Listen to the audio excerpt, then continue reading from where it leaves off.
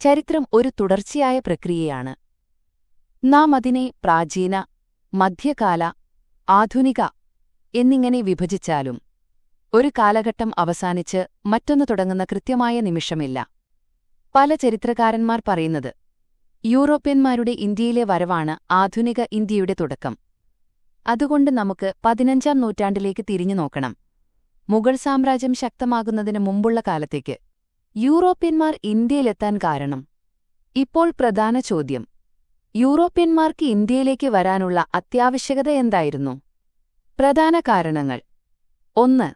1453-ൽ Constantinople Ottoman തുർക്കുകൾ പിടിച്ചെടുത്തു. 2.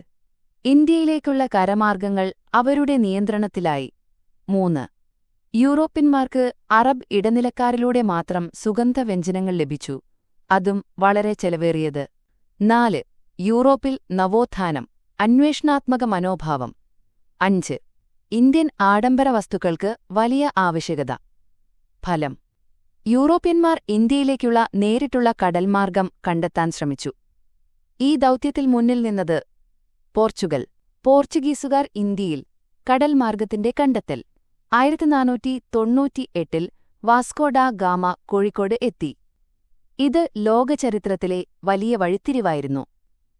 കോഴിക്കോട് ഭരണാധികാരി സാമൂതിരി അദ്ദേഹത്തെ സ്വീകരിച്ചു. പക്ഷേ മലബാർ തീരത്തെ അറബ് വ്യാപാരികൾ ആശങ്കപ്പെട്ടു. പോർച്ചുഗീസ് തന്ത്രം, വ്യാപാരം, ആധിപത്യം. മുൻകാല വ്യാപാരികളിൽ നിന്ന് വ്യത്യസ്തമായി പോർച്ചുഗീസുകാർ ഏകാധിപത്യം ആഗ്രഹിച്ചു. അവർ ഫാക്ടറികൾ സ്ഥാപിച്ചു, കോട്ടകൾ പണിതു, നാവികശക്തി ഉപയോഗിച്ചു, കാട്ടാസ് സംവിധാനം കൊണ്ടുവന്നു. ഇങ്ങനെ വ്യാപാരം പതിയെ രാഷ്ട്രീയ നിയന്ത്രണമായി മാറി. പ്രധാന ഗവർണർമാർ: Francisco de Almeida 1505 blue water policy ആരംഭിച്ചു. ഇന്ത്യൻ മഹാസമുദ്രത്തിൽ ആധിപത്യം ലക്ഷ്യം. അൽഫോൻസോ ഡി അൽബുക്കർക്ക് 1510 ഇന്ത്യയിലെ പോർച്ചുഗീസ് ശക്തിയുടെ യഥാർത്ഥ സ്ഥാപകൻ. ഗോവ പിടിച്ചെടുത്തു. ഗോവ പിന്നീട് അവരുടെ തലസ്ഥാനമായി. പോർച്ചുഗീസുകാരുടെ പതനം. 18-ാം നൂറ്റാണ്ടോടെ അവരുടെ ശക്തി കുറഞ്ഞു. കാരണങ്ങൾ: 1. മത അസഹിഷ്ണുത. 2. ഡച്ച് ഇംഗ്ലീഷ് മത്സരം. 3. അഴിമതിയും കടൽക്കൊള്ളയും. 4. ബ്രസീലിലേക്ക് ശ്രദ്ധ മാറിയത്. 5. മറാത്ത ശക്തിയുടെ ഉയർച്ച. ഇന്ത്യയിലേക്ക് ആദ്യമായി വന്ന യൂറോപ്യന്മാർ ഇവരാണ്. പക്ഷേ ഏറ്റവും അവസാനമായി ഇന്ത്യ വിട്ടുപോയതും ഇവർ തന്നെ. 1961-ൽ ഡച്ചുകാർ. അടുത്തതായി ഡച്ചുകാർ എത്തി. 1602-ൽ അവരുടെ ഈസ്റ്റ് ഇന്ത്യാ കമ്പനി രൂപം കൊണ്ടു. ഇന്ത്യയിലെ ആദ്യ ഫാക്ടറി മസൂലിപട്ടണം. 1605. അവർ പ്രധാനമായി സുഗന്ധവ്യഞ്ജനങ്ങളുടെ വ്യാപാരത്തിൽ ശ്രദ്ധിച്ചു. എന്നാൽ ഇംഗ്ലീഷുകാരുമായി മത്സരം ശക്തമായി. 1759-ലെ ബിദാര യുദ്ധത്തിനുശേഷം ഇന്ത്യയിൽ ഡച്ച് സ്വാധീനം കുറഞ്ഞു. ഇംഗ്ലീഷ് ഈസ്റ്റ് ഇന്ത്യാ കമ്പനി, ഇപ്പോൾ ഏറ്റവും പ്രധാന ശക്തി. ഇംഗ്ലീഷ് കമ്പനി രൂപീകരണം. 1600-ൽ ക്വീൻ എലിസബത്ത് ചാർട്ടർ നൽകി. ആദ്യ ലക്ഷ്യം വ്യാപാരം മാത്രം.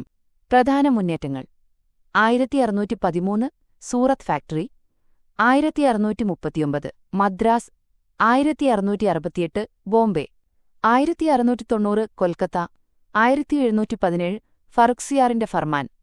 ഇതാണ് ബ്രിട്ടീഷ് രാഷ്ട്രീയ ശക്തിക്ക് വലിയ അടിസ്ഥാനം. ഫ്രഞ്ചുകാർ. 1664-ൽ ഫ്രഞ്ച് ഈസ്റ്റ് ഇന്ത്യാ കമ്പനി രൂപപ്പെട്ടു. അവരുടെ പ്രധാന കേന്ദ്രം പുതുച്ചേരി. ഇംഗ്ലീഷ് ഫ്രഞ്ച് മത്സരം ശക്തമായി. ഇതെത്തിയത് കർണാടക യുദ്ധങ്ങളിലേക്ക്. കർണാടക യുദ്ധങ്ങൾ. 3 യുദ്ധങ്ങൾ. ഒന്നാം കർണാടക യുദ്ധം മദ്രാസ് ഫ്രഞ്ചുകാർ പിടിച്ചെടുത്തു. 1748-ൽ അവസാനിച്ചു. രണ്ടാം യുദ്ധം ഡ്യൂപ്ലെക്സ് ഇന്ത്യൻ രാഷ്ട്രീയത്തിൽ ഇടപെട്ടു. റോബർട്ട് ക്ലൈവ് ഉയർന്നുവന്നു. ഫ്രഞ്ച് ശക്തി തളർന്നു. മൂന്നാം യുദ്ധം വാണ്ടിവാഷ് യുദ്ധം 1760. ബ്രിട്ടീഷുകാർ വിജയിച്ചു. 1763 പാരീസ് ഉടമ്പടി. ഇംഗ്ലീഷുകാർ ഇന്ത്യയിലെ പ്രധാന യൂറോപ്യൻ ശക്തിയായി. ഇംഗ്ലീഷുകാർ വിജയിച്ചതെന്തുകൊണ്ട്? പ്രധാന കാരണങ്ങൾ: 1. ശക്തമായ നാവികസേന. 2. മികച്ച ധനശേഷി. 3. സ്വകാര്യ കമ്പനി വേഗത്തിലുള്ള തീരുമാനങ്ങൾ. 4. ബോംബെ മദ്രാസ്. കൊൽക്കത്ത. 3 ശക്തമായ കേന്ദ്രങ്ങൾ. 5 മികച്ച സൈനിക നേതാക്കൾ. 6 ഇൻഡസ്ട്രിയൽ റവല്യൂഷൻ നേട്ടം. ഓർമ്മിക്കേണ്ടത്: പോർച്ചുഗീസുകാർ വഴി തുറന്നു. ഡച്ചുകാർ സുഗന്ധവ്യഞ്ജനങ്ങളുടെ വ്യാപാരം. ഫ്രഞ്ചുകാർ വെല്ലുവിളിച്ചു, പക്ഷേ പരാജയപ്പെട്ടു. ഇംഗ്ലീഷുകാർ ഇന്ത്യയിൽ ആധിപത്യം നേടി. വ്യാപാരമായി തുടങ്ങിയ ഈ കഥ ഭരണമായി അവസാനിച്ചു. ഈ വീഡിയോ UPSC തയ്യാറെടുപ്പിന് സഹായകമായെങ്കിൽ ലൈക്ക് ചെയ്യൂ, സബ്സ്ക്രൈബ് ചെയ്യൂ, ബെല്ലൈക്കൺ അമർത്തൂ. അടുത്ത UPSC വീഡിയോയിൽ വീണ്ടും കാണാം.